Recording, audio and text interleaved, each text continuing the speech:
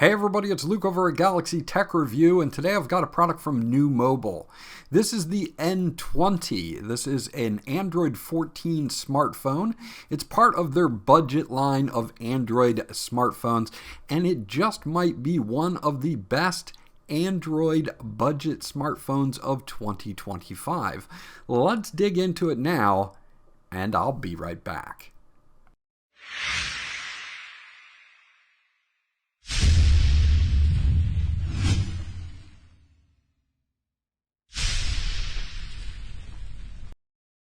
Okay, so let's do a quick unboxing of the N20. Now this comes in several different colors. I have the blue color here, as you can see, but they also offer three other colors that you saw on the front of the box. It's got kind of this matte textured finish on the back. It does have two cameras on the rear. It does have your volume rocker and a fingerprint reader / power button with zinc alloy around the sides. We do get a 3.5mm headphone jack still. We do get dual speakers, one on either side of the device, and we also have a USB Type-C for charging. Now we do get our SIM card slot, and this also allows you to add extra storage via micro SD card as well. So let's take a look at what else is in the box. We do get a SIM ejector tool, of course. We do get a charger and a plug for charging up the device. Now this device has a 5,000 milliamp battery in it. So it will last quite some time. They also include a kind of a smoky case here for the N20 as well. The charge cable is going to be a standard USB Type-A to USB Type-C cable, and you're going to get the two-prong power adapter to USB Type-A. And if we take a quick look at this, I believe it's only 10 watts, which isn't going to break any speed records with charging, but will be sufficient enough to charge up that 5,000 milliamp battery. We do get some literature in here about the N20 as well, kind of a getting started guide. It is written in English. It's going to kind of just show you all your ports, your camera assignments, everything like that. Hold on to this just in case you need to know about it. I will also have the full specs listed on the screen in just a moment. So that's what you get in the box with the N20. Taking a look at the N20 itself here, we do have Android 14 out of the box.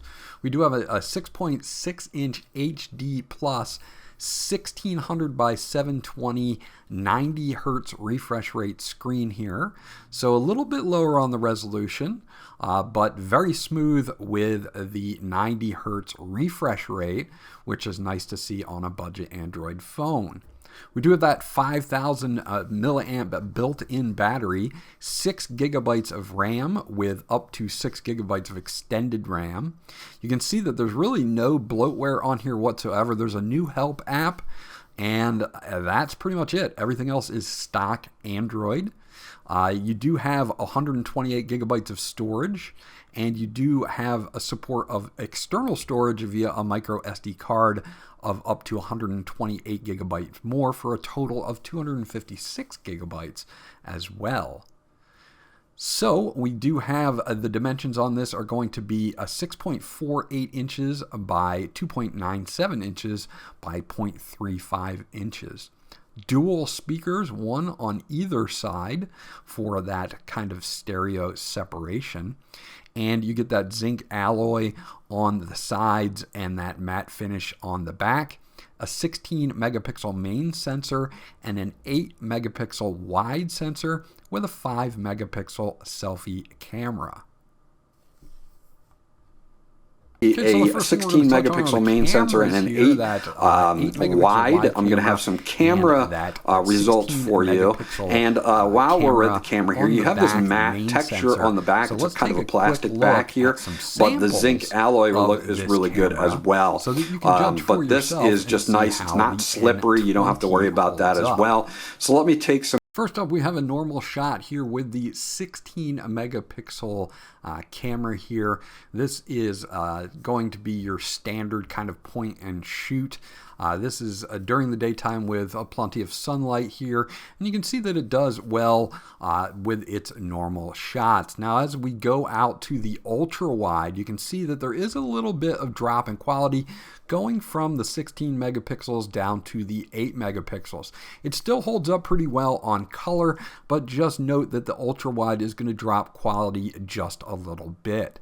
Now if we do some other shots here, this is our regular 16 megapixel shot of this statue here, and it does a pretty good job at holding this up on its normal 16 megapixel main sensor.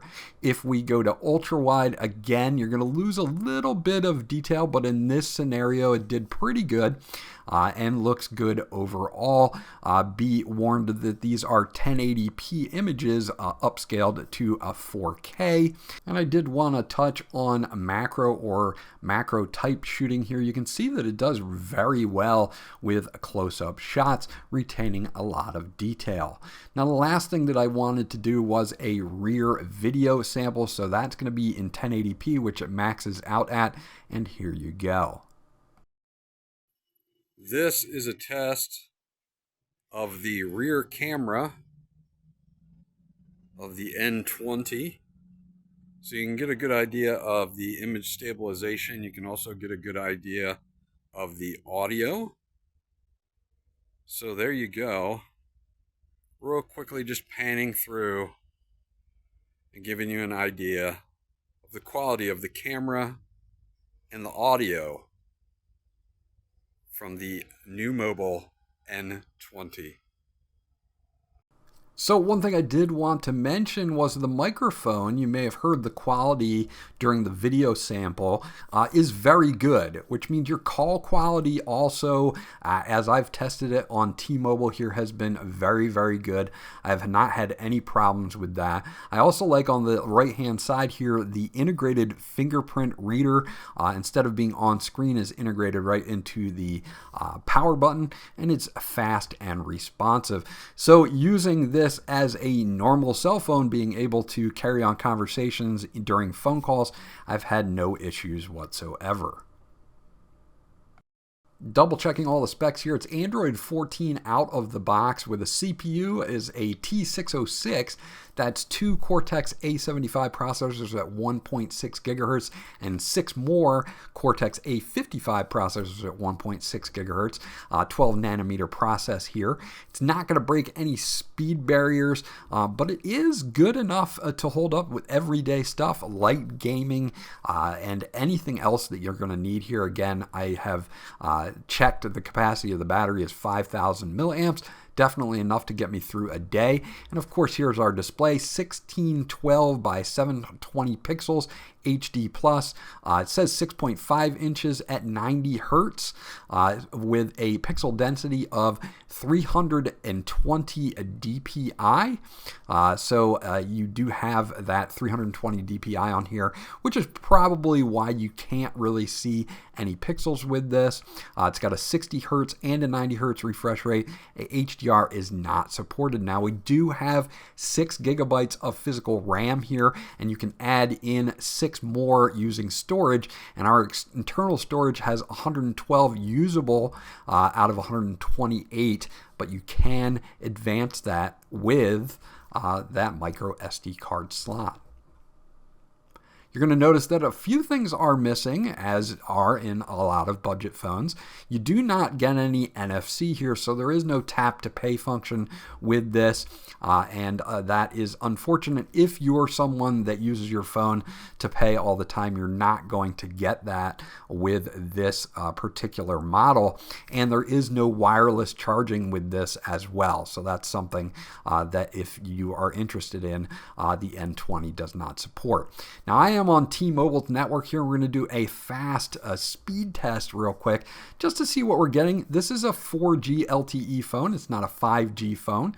So let's take a quick test. You can see I'm on T-Mobile's network here, and we're going to take a quick test on our upload and download speeds on T-Mobile in my area. Now it may be a little different in your area, but I usually get about what the speeds they are giving me here, about 60 download speed and about 30 upload on 4G in my area. If you're in a larger city, you may get faster speeds or you may get less speeds, but this is what I got on my test for T-Mobile on the N20. Now, if you want to do some light gaming on this, it's going to be no problem here. I've got Subway Surfers going. I know this is a really lightweight game. Not going to be a problem at all. I have tried PUBG. You can't really max the settings out, but it's definitely playable. So you can play higher end games too. But this is just a demonstration to show you how smooth it is. And you can also hear the audio as well.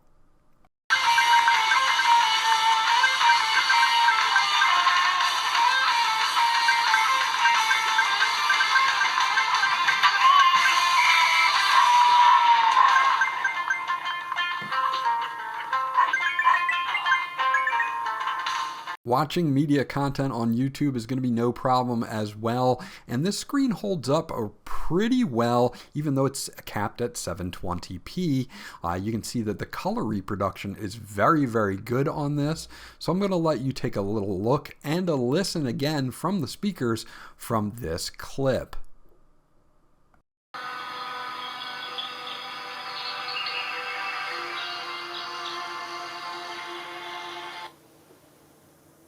So again, I do like how crisp and clear the screen is and the color reproduction. So watching movies and videos on this particular screen is going to be pretty nice for a budget smartphone.